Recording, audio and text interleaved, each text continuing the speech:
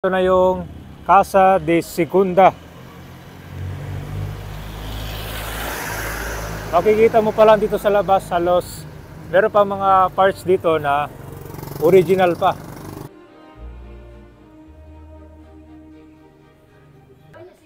Ayan. Ito po yung kwarto nila. Ang laki pala. Ito po yung kwarto nila. Original po yung bed, aparador, kahit po yung arenola. Tapos yung lagyan ng unan, pillow rack, ang tawag po is almario. Almario. At ang tawag po dito sa upong ito is butaka. Jose Protasio Rizal Mercado Y Alonso Realonda, also known as Dr. Jose Rizal. He is considered a national hero of the Philippines. At itong nakikita nyo ngayon, dito po yung bahay at pinanganak si Dr. Jose Rizal sa may Calamba City, Laguna. Ito po yung tinatawag nila ngayong Rizal Shrine.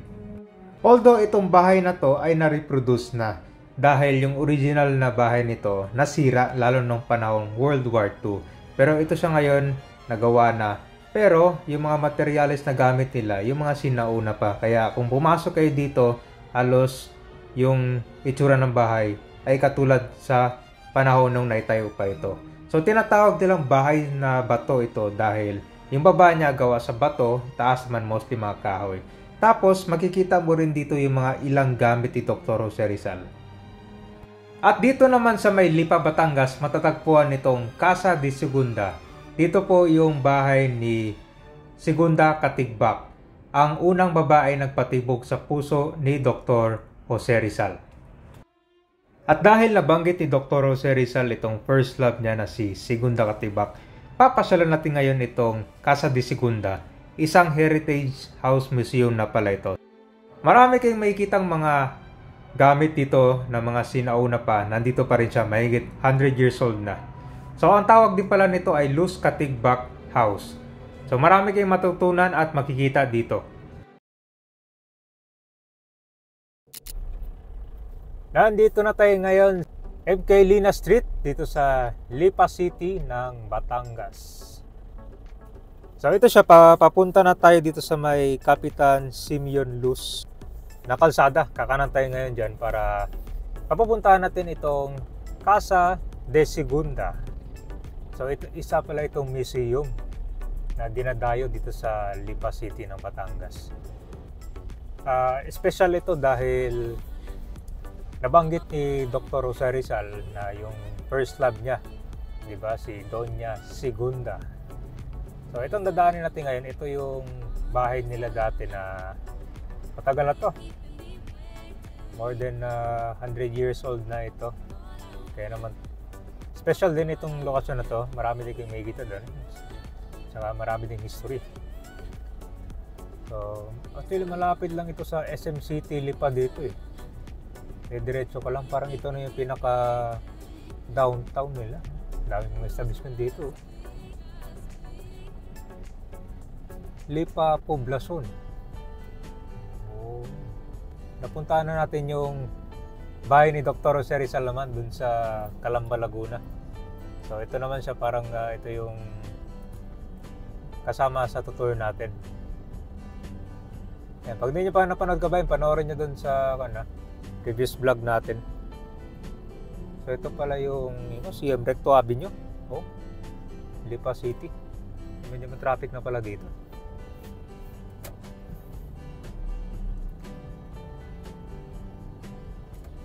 So guys, kakanan na tayo dito ngayon. Malapit na pala dito. Yung diretso nito, meron ng community park yun. Okay, nandito na tayo sa Casa de Segunda. Alright, ito na pala yung kabayan nito, bandang kaliwa oh. Oh, talagang dinadayo. So ito na kabayan, ito na yung Casa de Segunda. Makikita mo pa lang dito sa labas, halos meron pa mga parts dito na original pa. So ito yung tinatawag nilang bahay na bato dahil yung sa baba niya gawa sa bato, tapos sa taas naman gawa sa kahoy. So mahigit more than 100 years old na ito. Okay, so tara, pasok tayo ngayon dito.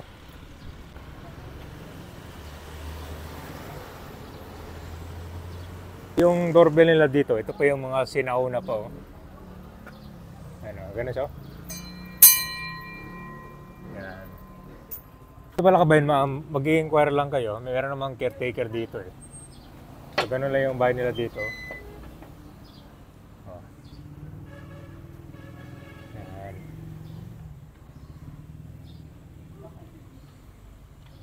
Malawak din yung entrance nila.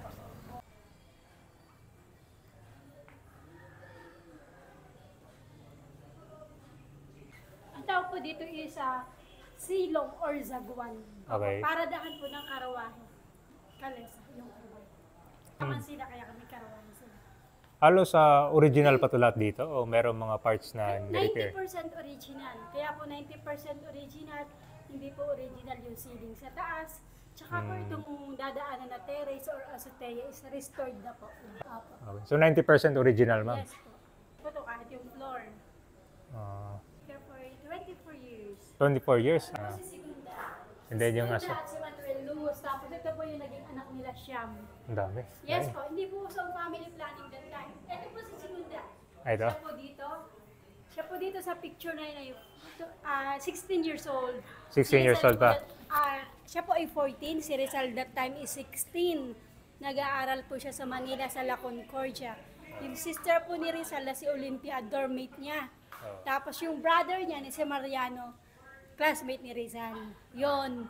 Doon po sila nagkakilala. Tapos nalab at first sight daw si Rizal. Yon. Tapos sa mga babae daw noon, pag dumating ng 18 years old, at wala pang asawa is matandang dalaga na. Kaya siya may asawa na at the age of 16. Napakaga pa lang. 16 Opo. years old dati. Kasi nung unang panahon daw po, ang mga babae nag-aasawa at the age of 13, 14, 15, 16.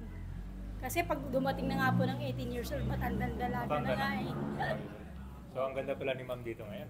Maganda po siya talagang morena. So ngayon dito ma'am, meron pang tumitira dito? Wala pong nakatira dito, museum na lang po talaga. So museum na Pinapasyal dito. ng mga tao, mga estudyante. Mga turista. Opo. Pero- Private po ito, private po. Yes po. So yun yung naging special dito ma'am, no? Kaya naging museum to. Opo, dahil That's first a- love nga po ni Jose first love. Rizal, yan. Ito po yung sir yung kanilang bastonero na. Ito yung pasto nila. Bastonero, tusukan ng baston sa bitan ng sombrero. Pag may ganyan daw po nung unang panahon, mayaman ka na. Kasi ang mga taong may ganyan nung unang panahon, nakapag-aral at nakapagtapos ng Europe, at ang tawag sa kanila mga ilustrados. So original pa yan? Yes po. Lahat to? Yes po. Ito ang bastonero po. Ito yung Tsaka po pasto. ito. Ito original. Ito po, hindi na po ito. Mga So day ilang ones. taon na to ma'am? 100 years old. Wow. So ito bahay na bato. Ay, Bahay na bato. kasi yung baba niya ma'am, bato. Opo, mga bato. Pero ito po, hindi siya bato. Mga kahoy po ito. Kahoy. Akala mo lang ay bato. Kasi ang mga materialis doon, made of yakal, adobe, nara. Opo. Mga solid wood, napakabibigat po. Kumidor. Komedor. Mahabang table kasi hindi nga po uso ang family planning. Mararami po ang anak. Solid wood. Ito po yung one whole big tree na nara. Sobrang bigat po. Ito po yung kanilang lagay ng tsokolate. Yan. Original po yan. Opo. Ito po yung lutoan ng candy noong unang panahon. Ang tawag is tatsu. Kasi marami silang prutasan noong unang panahon. Wala namang mga nabibili ng candy. Gumagawa na lang sila. Tapos yung kanilang thermos, ang tawag is takori. Stakori. Yes po. Ito po yung kanilang bahilyera. Nakikita niyo sa loob na kulay blue yung po yung kanilang Chinaware. Original po yan. Original pa. Papa, nagamit pa nila. Yun lang pong mga blue. Mas maganda pala dito mo. Tawag po dito is Kumidor. Gasero po. Kinonvert na lang sa electricity. Pero gas lang dati nakalagay. Gas lang dati. Opo. Okay. Ito po yung kanilang radyo noong unang panahon. Wow. Ang tawag is radyo puno. Ito po yung ganyan po yung tsura. So kon pa siya yung parang disc na malaki. Yung plaka po tawag. 100 years old na sungka. Laban. Oo. Tapos may shell ito, may ganon. Or bato, kahit bato, ganon. Umiilaw pa to dito, ma'am. Ay, opo. May ilaw po yun. Plancha. Ang tawag is prensa. May uling, may handle na kahoy. So naka-open lang siya? Yes po. Kasi- Meron siyang sunod na version, yung may cover na ano po. Yung Basta parang yun. triangle. Pero ito yung pinakauna. Ito yung mga taong 1800s, di ba? Ito pala yung tsura. Prensa. Ito po intrasuelo sa staare. May intrasuelo po nakalagay. Intresuela. Saan yan? This is the intrasuelo. Yan. Mezzanine. Mezzanine. Intrasuelo. Ito po pinaka-opisina Opisina ni ni Mr. Manuel Luz. Manuel Opo. Luz. Yan, nandiyan po yung original na makinilya yan. Itong typewriter. Ito kabayan, no? Original po yan. Original pa yan, no? Yes po. 100 years old pa. Yan yung mga picture po yan, yung mga loose katigbak beauties. Napakagaganda po daw yun, lalong unang panahon yan. So, kung ba ito reproduce na yun, ma'am? O... Yan mga pamipal niya. Sobrang gaganda nila ng mga... original photo ba ito? Opo, opo. Maganda na pala yung picture dati. Black and white, no? Ito kabayan.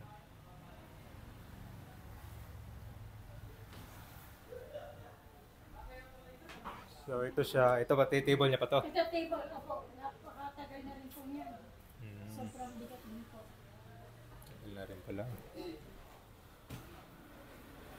Ito, pupunta po tayo sa salas. Ito po yung salas na... Ito, second floor na to, ma'am. Opo, ito po yung second floor. Okay. Parang may inayos pa pala dito kaunti. Salas. Katulad yung flooring, ma'am, no? Original po yun. Original pa yan? Opo, Wow. original po talaga yan. 100 years old na violin. Yes. Kahit po yung piano, nagigamit pa. Pero- Kaya lang wala na siya sa tono. Wala na. Opo. Pero... Ito po yung chess table na pinaglaruan ni Rizal at ni Manuel Luz. Natalo daw po si Rizal. Si Rizal at saka si Manuel Luz naglaro. Naglaro po sila. Kasi close friend naman yung Close family, friend di na ba? po sila nung nag-asawa na si Sigunda at si Manuel Luz. Pumasyala dito si Rizal. Pumapasyal pa rin. Nakakabayo siya. Yung kabayo niya doon niya tinatali sa puno ng alagaw. Buhay pa ho yung puno. Yun Ay, daw yung alagaw. paracetamol ng unang panahon. Yung punong malaki Ay, ito. Tinatawag na paracetamol. Opo. Yan tinatali ni Rizal ang kabayo niya. Tapos naglaro sila ng chess. Natalo po si Rizal. Yan ko na nalaman to. Naglaro pala sila dalawa dito. Sabi nga 2 times daw natalo si Rizal sa puso at sa chess. Historical pala, oh. Marami palang mga kon dito. Sentimental values na pwedeng ko. Dito, ma'am. Ito yung... Ito yung kanilang sala set. Original po yung sala set. Sobrang bigat. Mga solid wood po talaga. Ito ba gaya, 100 years old na yun. So, ito yung aparador. Ito yung labas, ma'am, no? Wow. Makikita mo talaga, guys, na kwan pa, oh. Yung mga sinaunang kahoy na gamit nila. Ito po yung peinador. Peinador. Opo. Ang peinador si salitang Espanyol. Opo. Vanity mirror. Yan, guys. Ito, 100 years old na rin. Opo. Opo. So, ito yung kwarto ni Madam Segunda. Ayan. Ito po yung kwarto nila. Yan. Ang laki pala. Ito po yung kwarto nila. Original po yung bed, aparador, kahit po yung arenola. Tapos yung lagyan ng unan, pillow rack, ang tawag po is almario. Almario. At ang tawag po dito sa upuan ito is butaka. Putaka. Ang purpose ito nung unang panahon, paanakan daw po ito. Panakan. Paanakan, yung mga babae pag umaanak, nakaupo lang dyan. So, sa bahay Opo. lang sila ay Opo. bahay lang? Siyempre po naman nung unang panahon, wala naman po mga ospital. Hindi Or pa yung, uso. walang halimbawa yung, basta yung parang hilot lang, yung kumadrona, yung ganyan. Yan, dito lang sila pinapaanak. Yan.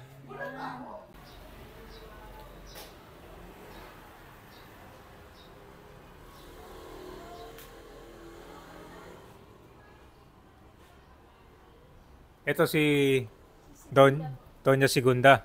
Ilang taon siya dito, ma'am? 14 years old.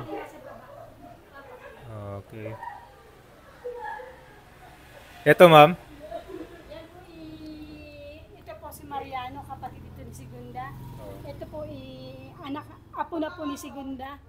Apo niya. Tapos yun po yung matanda, ito po si Manuel Luz. Manuel Luz. Matanda. Matanda na sila. Opo.